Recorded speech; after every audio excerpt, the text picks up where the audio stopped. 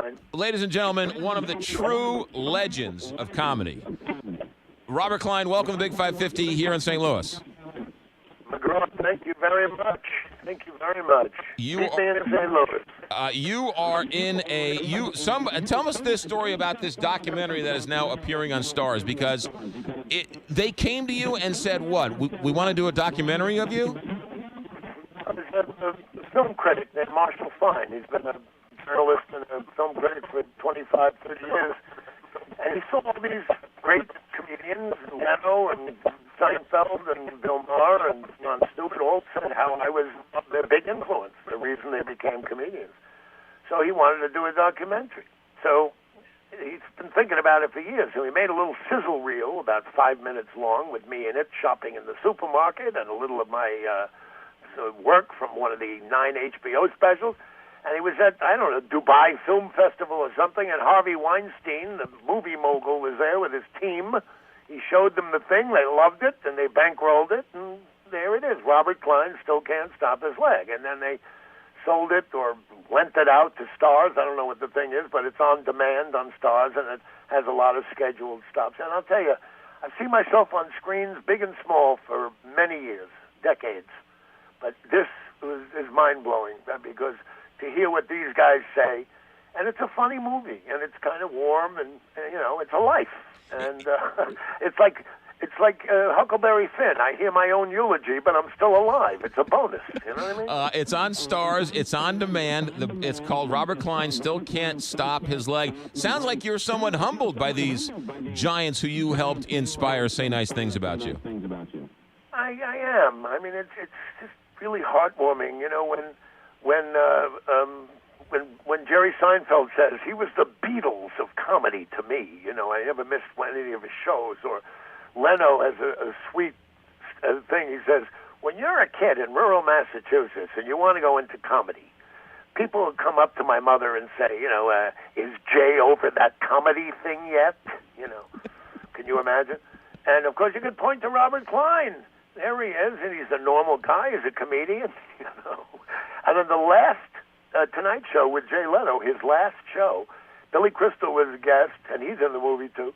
And he said, Jay, you had a ratty apartment in Boston. You had no furniture, but you had one thing on the wall, a Robert Klein Child of the 50s poster.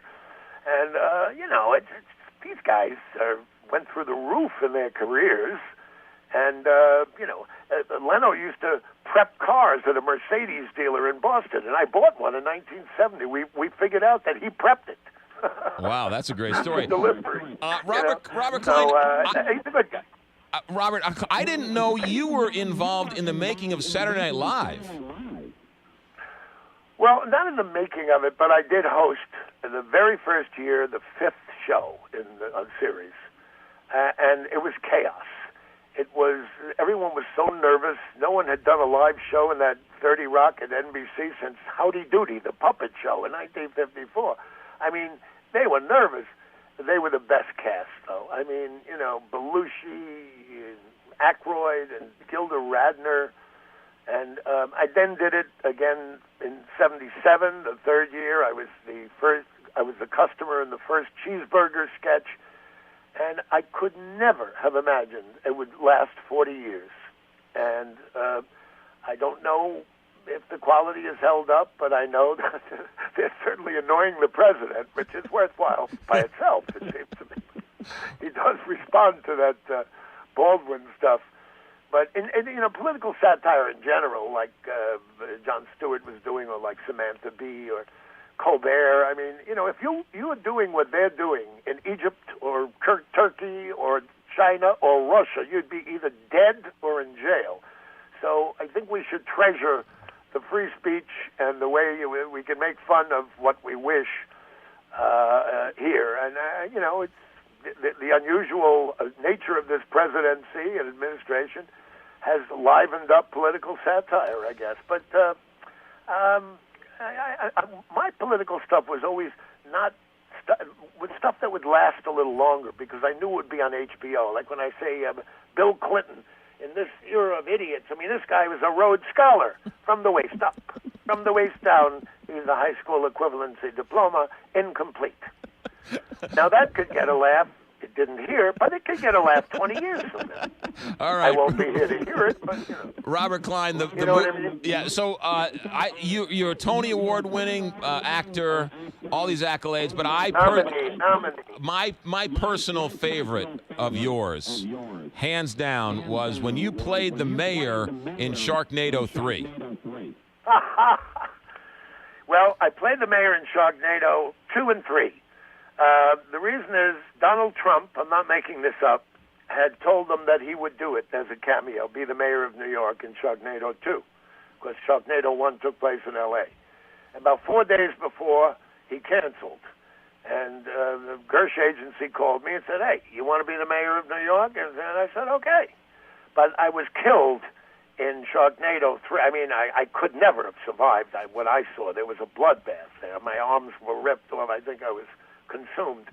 But maybe I can come back in Sharknado 4 as a dream sequence. Robert Klein, the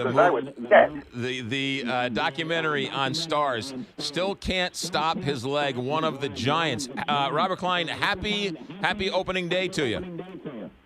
Oh, thanks. Oh, yeah.